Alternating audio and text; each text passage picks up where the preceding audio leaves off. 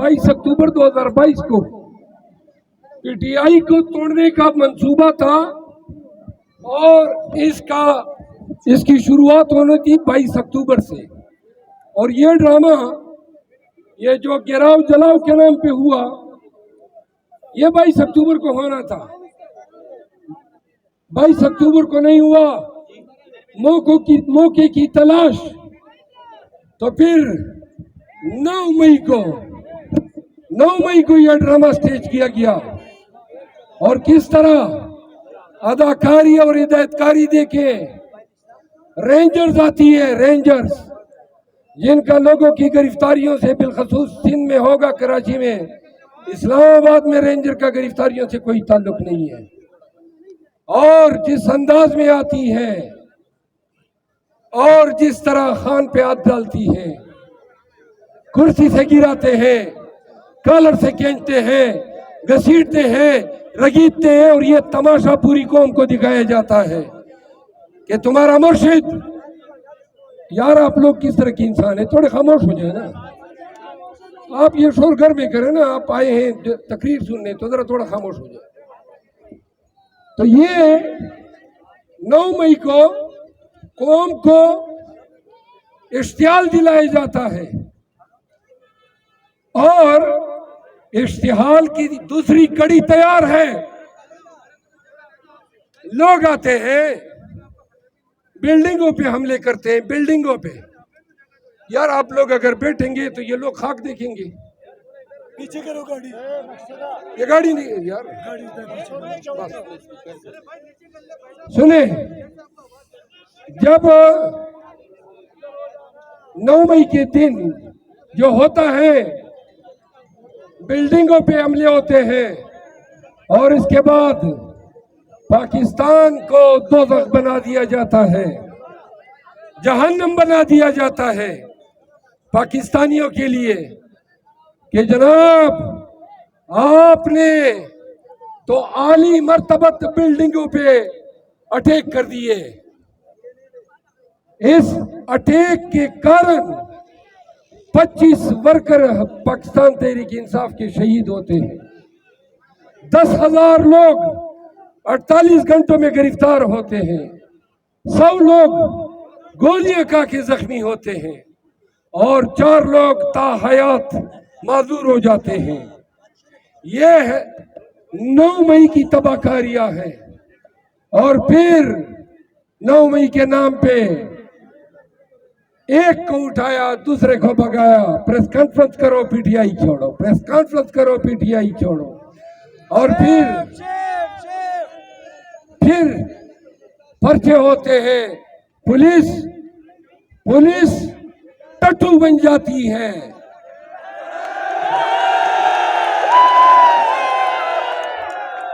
खादिम बन जाती है। लोगों को के हकूक पामाल करने के लिए, जुल्म जबर और इस्तेबदाद करने के लिए।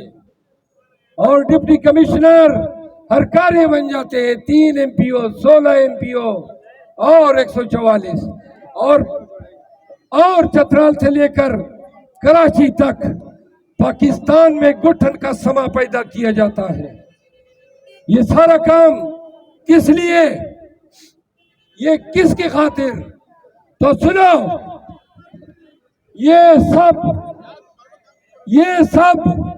मुस्तनद सनद याफ्ता टकले चोर नवाज शरीफ को वजीर आज़म बनाने के लिए किया जाता है।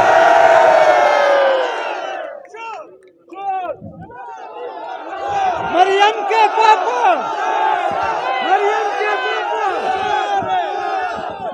सुनो पाकिस्तानियों, 3 दफा नवाज शरीफ ने पाकिस्तान पे हुक्मरानी की। हर दफा जलील ख्वार होके निकाला गया, डील करके भागा। कभी सऊदी अरब भागा, कभी लंदन भागा, और हमेशा अपने जराइम पे सरनगू रहा। 3 दफा इन्होंने, एक दफा टकले नंबर 2 ने, शहबाज शरीफ ने हुक्मरानी की, सुने। और 4 दफा इस खानदान ने वजारत उज़्मा संभाली, पंजाब पे 5 दफा हुकूमत की, और आज पाकिस्तानियों को कह रहे हैं कि हमें एक और मौका दें, क्योंकि जो इनकी ज़री खिदमत थी, ठीक है कह रहे हैं, जो ज़री खिदमत थी उससे पाकिस्तान फैज़याब हो चुका है। पुराने जमाने में कहते थे, पाकिस्तानियों को कह रहे हैं कि हमें एक और मौका दें, क्योंकि जो इनकी ज़री खिदमत थी, ठीक है कह रहे हैं, जो ज़री खिदमत थी उससे पाकिस्तान फैज़याब हो चुका है। पुराने जमाने में कहते थे कि फलां की औकात तो टक्के की नहीं है, तो टक्का सबसे छोटा करेंसी का वैल्यू था। आज बांग्लादेश का टक्का आपके 25 रुपए एक टक्के के बराबर है। आपने पाकिस्तान को टक्के के 25वें हिस्से तक पहुंचा दिया।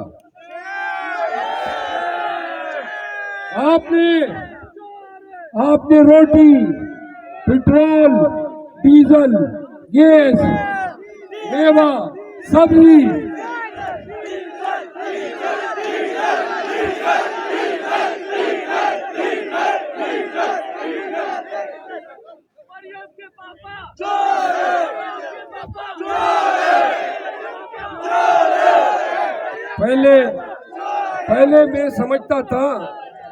पहले मैं समझता था कि मौलाना फजल रहमान के साथ पीटीआई वालों को बहुत ही ज्यादा मोहब्बत है, लेकिन अब जब उनकी पार्टी के मैसेज बयानात देखता हूं तो फिर आप लोग मुझे गलत राह पे दिखाई नहीं देते हैं।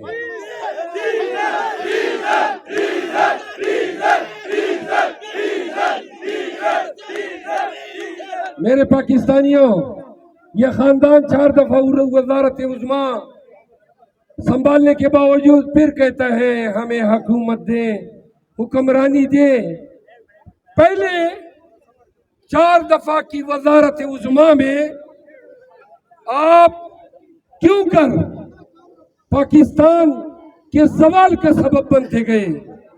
बुनियादी हकूक की पामाली, अदलिया, बेतौकीर, पाकिस्तानियों के बुनियादी हकूक पामाल, महंगाई आसमान पे, पासपोर्ट दुनिया का 4था बदतरीन पासपोर्ट, सड़कें टूटी फूटी, निजाम मुनहदिम।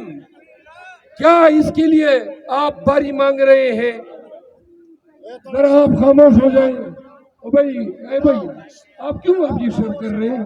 इसको आप मेहरबानी करें जरा बाहर निकाल दें। आप प्लीज बाहर चलिए, आप बाहर चलिए। एक तो टोपी पहनी हुई है और दाढ़ी बरदार भी है। चले आगे सुने। अब जरा थोड़ी सी आप मेहरबानी करें ना, जरा थोड़ी सी खामोशी इख्तियार करें।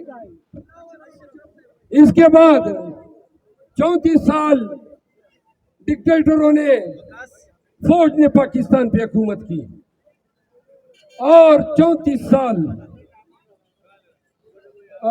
33 साल नवाज शरीफ और आपके हट्टे कट्टे सेहतमंद आसिफ अली जरदारी ने हुकूमत की।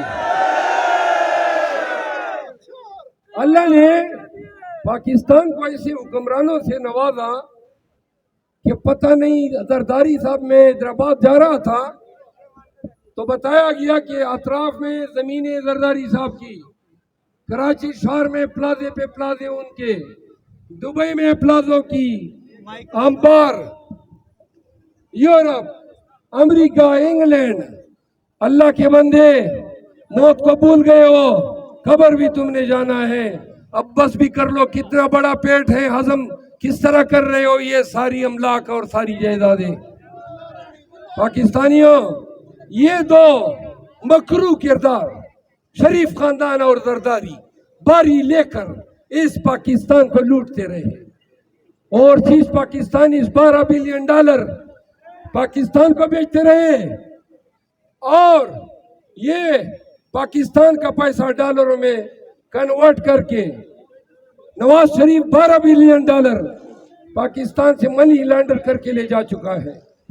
आज ओवरसीज पाकिस्तान पैसा इसलिए नहीं बेच रहा है कि उनको पता है कि मेरे पैसे चोरों के पास जा रहे हैं, वहां से पैसे बेच के प्लाट लेते हैं, यहाँ पे कब्जा माफिया काबिज हो जाता है। बदआमनी इंतहा को पहुंची हुई है। कराची में स्ट्रीट क्राइम्स रोजाना हजारों की तादाद से। खैबर पख्तूनख्वा को भी संभालना है, आवाम का भी तहफ़्फ़ुज़ करना है।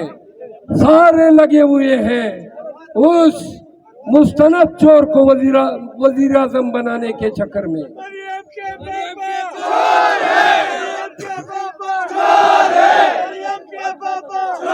सुनो, अडियाला जेल में खान पे अभी तक 202 मुकदमात कायम किए जा चुके हैं। कसूर क्या है? कसूर ये है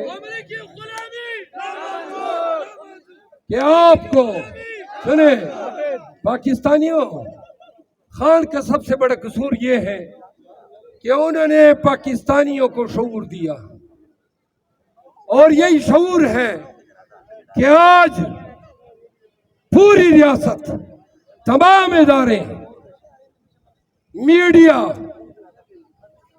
तमाम टाइकून, चौधरी, वडेरे, सरदार, नवाब, ये एक तरफ, और हमारा खान अडियाला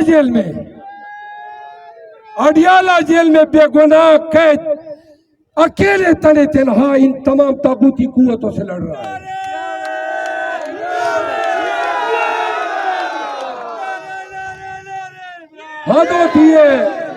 हद होती है ना इंसाफी की। जब पेट का निशान छीना गया तो पेशावर हाई कोर्ट ने हमें वापस कराया। जब सुप्रीम कोर्ट गए तो जो काजी उल कज़ात है, काजी फाइज ईसा, तो वो कहता है एक मरहले पे कि इंसाफ होगा, अगर आपका हक हुआ तो बेट आपसे नहीं लिया जाएगा। फिर इस काजी ने वो इंसाफ किया कि ना हर शीलिया और न जमीन पटी। सुप्रीम कोर्ट के 3 मेंबर बेंच की क़यादत करते हुए उन्होंने, मैं आपको बताऊं खान के अल्फाज हैं, इमरान खान ने मुझे कहा आज से कोई 5 माह कबल, जब काजी फाइज ईसा की आमद की बात हो रही थी, उसे मैं उसको यकीन दिला रहा था कि इनके फैसले माजी के ठीक रहे हैं। वो मुझे कहते हैं सब कुछ होगा, लेकिन ये नवाज शरीफ का दोस्त है, ये हमारे साथ ज्यादती करेगा। मरियम के चाचा चोर है, मरियम के पापा चोर है, मरियम के। फिर आपने देखा कि उन्होंने पाकिस्तान तहरीक इंसाफ से वो जमीन ही छीन ली जिसका दूसरा मुकदमा लेवल प्लेइंग फील्ड उसकी अदालत में जेर समाप्त था। अब आगे की देखिए, मैं जब सिंध आया और हैदराबाद किया, ठंडू अलायार किया, ठंडू जाम किया, मीरपुर खास किया, जिधर भी जाता हूं डाले पीछे भाग रहे हैं कि जी आपने मैदान में जलसा नहीं करना है। यानी कि एक जमीन काजी ने छीनी, एक जमीन रियासती इदारे हमसे छीन रहे। लेकिन ये जमीन, ये पाकिस्तान, ये सिंध और ये कराची, ये अवाम का है, किसी डाकू जालिम जाबिर के बाप की जागीर नहीं है। तो हमने बताया और हमने जतलाया कि जलसे भी करेंगे, रैलियां भी करेंगे और तुम्हारे खौफ को ताबूत में डाल के जमीन में बदल करेंगे।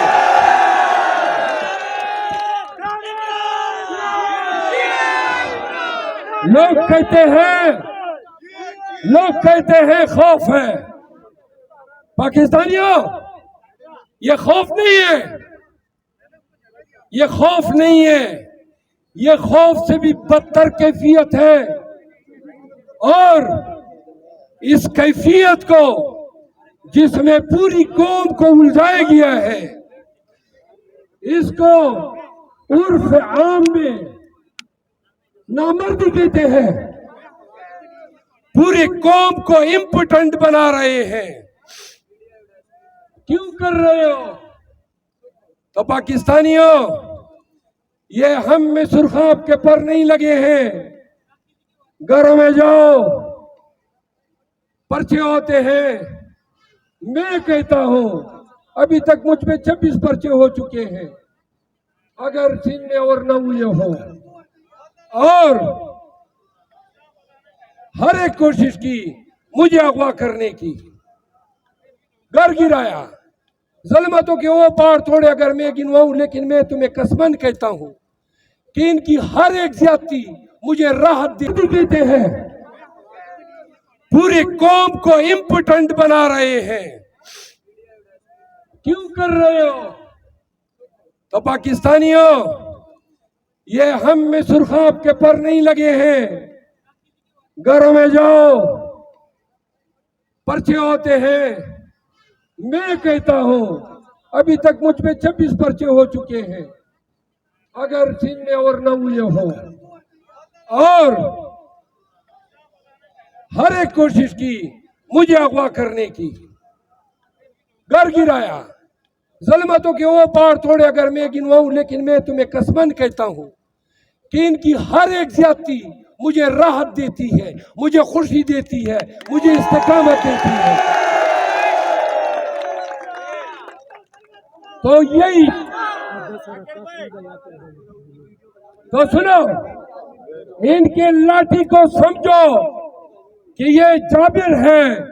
लाठी पड़ती है तो खाओ, ये समझ के कि वक्त आएगा जमहूरियत के जरिए, वोट के जरिए हम तुमसे गिन गिन के इंतकाम लेंगे।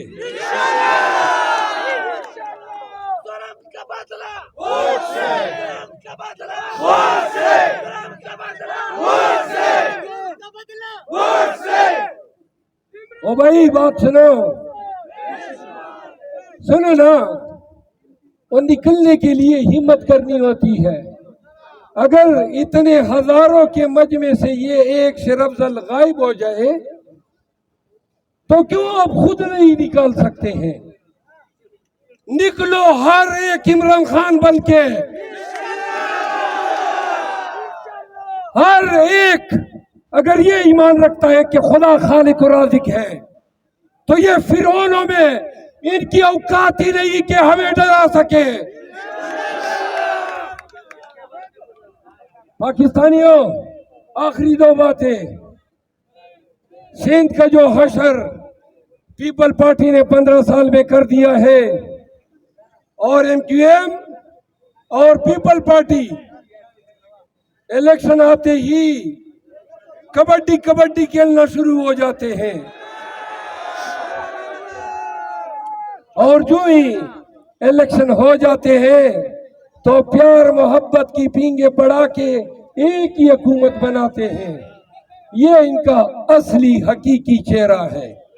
कराची के लोगों, तुम्हारे शहर ने पूरे पाकिस्तान पे हमेशा एहसान किया है। पूरा पाकिस्तान हकीकी मानों में कराची का बाजगुजार है। कराची ने हमेशा दिया है, कराची ने पूरे पाकिस्तान को पाला है। कराची ने कराची में आई हुई तमाम कौमियतों को पाला है। तो आए कराची के लोगों, आपकी बदनसीबी है कि 15 साल से सिंध में डाकू राज है। आपने देखा कोई शरीफ डाकू, कोई वर्दीपोश डाकू, कोई जरदारी डाकू और कोई कच्चे का डाकू। सुनो, अगर जो शहर पूरे पाकिस्तान को पालता है, अगर उस शहर में लोगों को पानी खरीद के पीना होता है, बिजली पाकिस्तान से ज्यादा महंगी है, घरों पे, रास्तों पे, चौराहों पे कब्जे होते हैं, प्लाजों पे प्लाजे कब्जे की जमीन पे बनते हैं और पूछने वाला कोई नहीं। तो फिर इस शहर को जरूरत है जहां पे पत्थर आ जाए, जहां जराइम पेशा लोगों ने यलगार की हुई है, जहां चीना जब्ती है, जहां जुल्म है।